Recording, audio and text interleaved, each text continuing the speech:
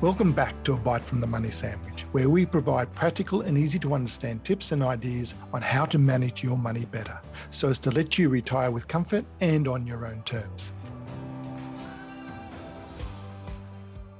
Wow, I can't believe we're already kicking off 2025. But before we dive into new conversations and guests, let's take a moment to reflect on the highlights of 2024. Over the past year, we've had some incredible guests who've shared their expertise across a wide range of topics. And as always, I've asked each of them for their best piece of advice.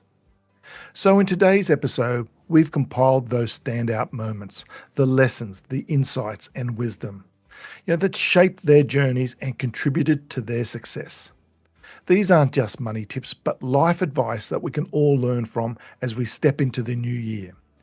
Get ready for some golden nuggets to inspire and guide you in 2025.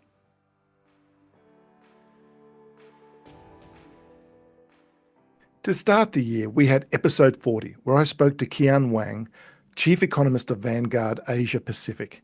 Kian shared insights into the current global economy, the outlook for 2024, and the importance of asset allocation within investments. Here was her best piece of advice. The best advice for my life, seriously, is like focus on what you can control and let go what you can't. Seriously, this helped me a lot when dealing with two teenagers in my house. Now talking about your two daughters, right? Yes. And of course, I think this applies to investment as well. Right. So, I mean, the market is keep changing. There's a lot of things that you cannot control. So focus on what we can control. We can control our strategic asset allocation. We can control, go with low cost of investment. Right. But market performance is not something that we can control. Right. So eventually, I think it's ultimately the Vanguard message that we stay on course and stay diversified. And don't look at your investment account every day. That will help you sleep better every night. In episode 41, I had the chance to speak to Daniel McDonough, a former professional hockey player turned athlete mindset coach and CEO of Peak Performance Training. Daniel discussed the mental health challenges athletes face, the importance of maintaining an identity beyond sports, and strategies for mindset and growth. Here is her best piece of advice. So from my dad, who is my dad and also was my coach pretty much my whole life, something that he said to me that I have never forgotten and I keep in my mind all the time and now say to my athletes all the time, if you never ask, the answer is always no. Yeah. I just love it so much, right? So you can ask, the answer might be no, yes, right? But if you never ask, the answer is always no. And then you always have that what if in your mind. Oh, well, what if I would have asked? What would they have said, right? So I love that, especially when you're talking with athletes and addressing their coaches, asking for certain things and that sort of thing. So if you never ask, the answer is always no. So ask. In episode 42, I spoke to Dr. Carly Reid, clinical psychologist at Empower Clinical Psychology and financial wellbeing advisor for Aware Super. Carly explored the psychology behind New Year's resolutions and shared tips on staying motivated towards fitness and financial goals. Here is her best piece of advice. I think there's always something that you can do, but it's not a case of there's always a step forward. There's always something you can do, a way that you can look at the situation differently, someone you can talk to. Not there. I haven't come across, and I've been practicing for a long time now, a problem that is unsolvable. Not to say that you're going to reach the ideal outcome, but things can always get better, and getting the right support in that can be really important and really helpful in deciding where to go forward from here. In episode 43, I spoke to Aaron Minnie, Head of Retirement Income Research at Challenger. Aaron discussed Challenger's inaugural Retirement Happiness Index and revealed the key factors that contribute to a happy retirement. Here was his best piece of advice. Yeah, look, I've actually had a bit of think about this one, Mark, because you ask it all the time, and so I was preempted.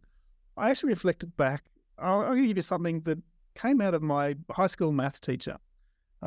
Very odd thing. And now I didn't know until later, he was actually a reformed alcoholic. But he always started the class with the Serenity Prayer. And so that stuck with me in a sense. So I don't know if you're familiar with it, but it's... No, I don't.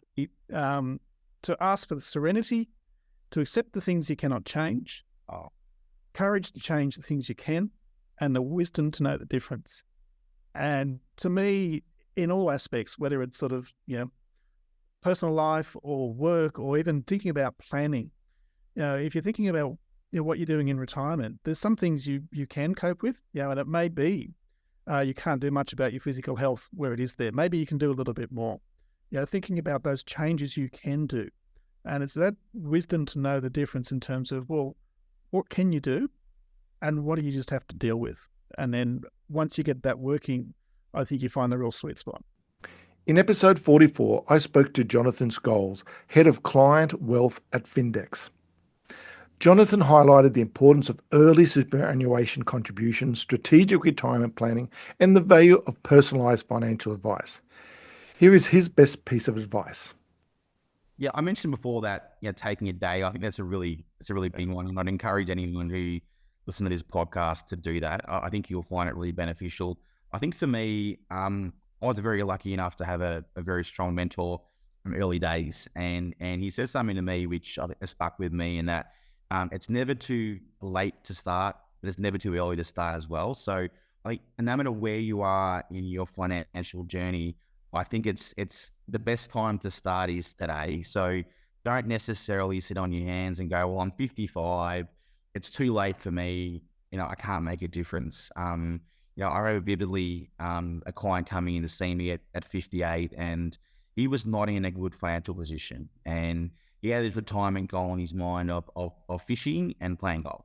That was his retirement. All he wanted to do was go fishing and play golf. And I remember saying to him, we can get you there, but the next 7 years is going to be hard. You're going to have to make some sacrifices. We put in place a plan and he stuck to it. And the day after he retired, I went and played golf with him.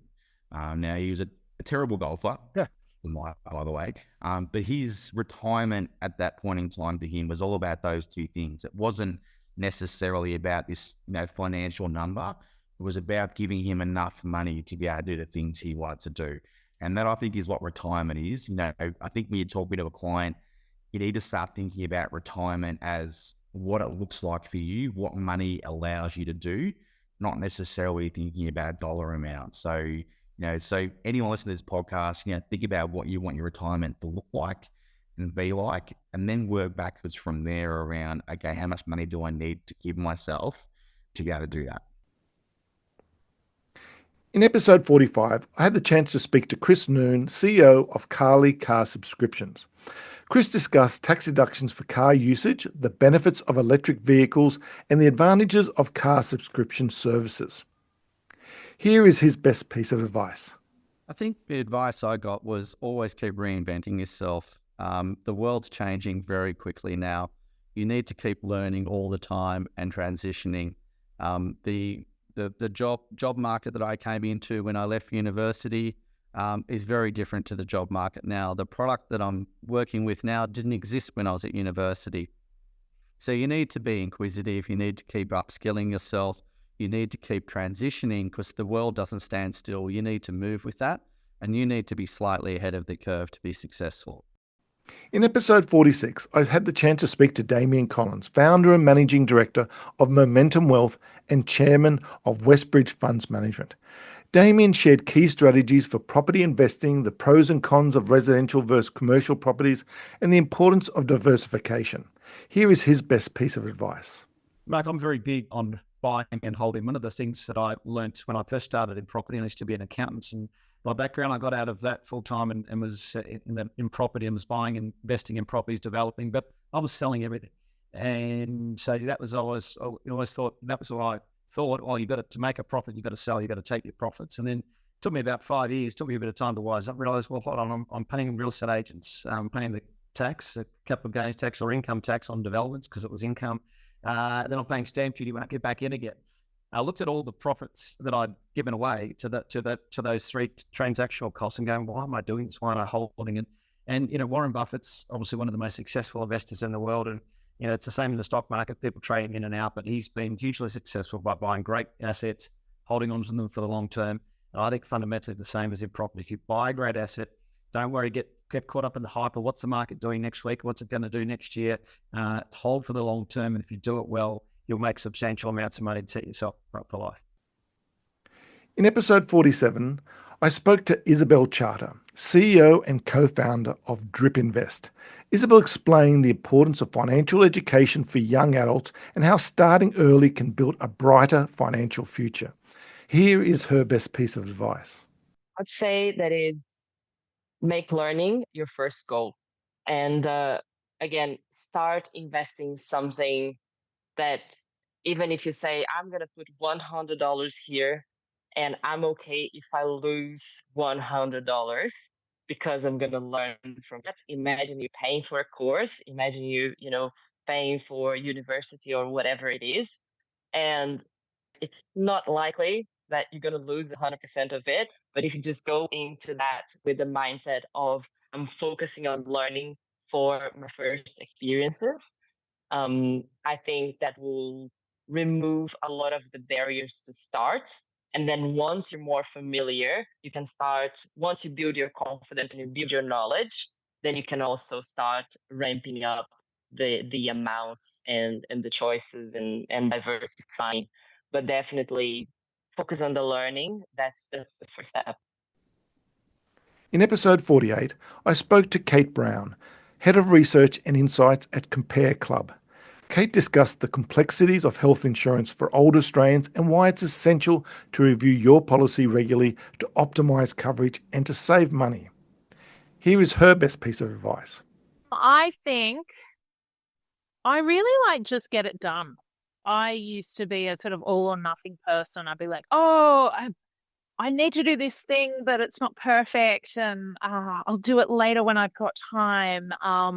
And what I've learned as I've got older is there's never a good time for lots of things, and done is better than perfect. And certainly when that also applies to kind of these services and these kind of little tweaks you can make to your finances and to your life, done is so much better than perfect. So just take the action, get it done. It's better than it sitting on a list waiting to be perfect and not getting actioned for a couple of years or never. Yeah, that would be my advice. In episode 49, I spoke to Tim Hewson, founder of Mongrels Men Health and Wellbeing. Tim highlighted the power of community bonds and physical activity in improving men's mental health and the importance of reducing the stigma around mental health issues. Here is his best piece of advice. Breathe. I mean, it's pretty important. But on a more serious note, I think, perspective of playing the long game. So it's very easy to get caught in the here and now, to think that what you're experiencing is not just now, but forever. And that might be, stress, anxiety, deadlines at work, anything. But things are constantly evolving and changing. Playing the long game. In episode 50, I spoke to Tracy Hall, author, keynote speaker, and senior marketing executive, who shared her experience as the famous last victim of Australia's most notorious con man. Tracy discussed how to spot those red flags, how to rebuild trust, and safeguard yourself from scams. Here is her best piece of advice. The best piece of advice that comes to mind is my mum gave me this piece of advice, and she said, don't complain if you don't contribute. And I love that piece of advice because it forms the bedrock of so many things when you think about your life. And it is actually the inspiration that I have to volunteer. And I think because my mum has always volunteered, she had 3 kids, really busy career life, the whole thing. And she always volunteered. And I've kind of done that in my life as well. And I think it's really easy to sit there and go, this is wrong, this is wrong, this is wrong. But what's the point in complaining if you're not doing something about it to fix it or to contribute? And I think that's a really, people are very, very happy to sit and tell you everything that's wrong with the world, but what are they actually doing? And then if I sort of think about what I'm doing now, it's exactly that. I can sit there and say, well, the bank should have done more, or the superannuation company shouldn't have let me transfer it out, and, point the finger at everyone. And realistically, there's nothing that could have been done. But what I want to do now is contribute back by saying, okay, this happened. Here's what we can do about it. Here's how I can use my time, my energy, my skills to educate others. And I think it's a really, even if you've got kids at school and there's no activities happening at school for the parents, well, go make it happen. If you want something to happen, go contribute. So I thought that was a really great piece of advice that it stuck with me always, actually. And to finish the year, in episode 51, I spoke to Ali Rosenberg, co-founder of Blossom. Ali shared how Blossom makes fixed income investing accessible, offering competitive returns with low fees and no minimum investment, and her plans to expand the platform. Here is her best piece of advice. Okay, one personal and one investment. Okay. Personal is surround yourself with people smarter than you. Can't go wrong when you've got that surrounding. And on the investment side, diversify. Nothing ever goes to plan. Nothing ever works in the way you expect. And so as long as you've spread your risk, you'll hopefully come out the other side, much better off. So those are my two pieces. I hope you enjoyed this episode. To hear the full episodes of any of the guests from 2024, listen on your platform of choice or watch the full interviews on YouTube. If you have any questions or want to know more, feel free to email me on admin@themoneysandwich.com or visit our website, themoneysandwich.com. Enjoyed this episode and want to hear more of A Bite from the Money Sandwich? Make sure you subscribe on your platform of choice so you can automatically receive each episode as soon as it's released. As with every podcast, this information is not advice, as not personalized to your own situation. And past performance is never guaranteed for the future. What we are trying to do here is to provide tips, coaching, and education to help improve your money knowledge, which we believe can only be a good thing. See you next time when we take another bite from the Money Sandwich.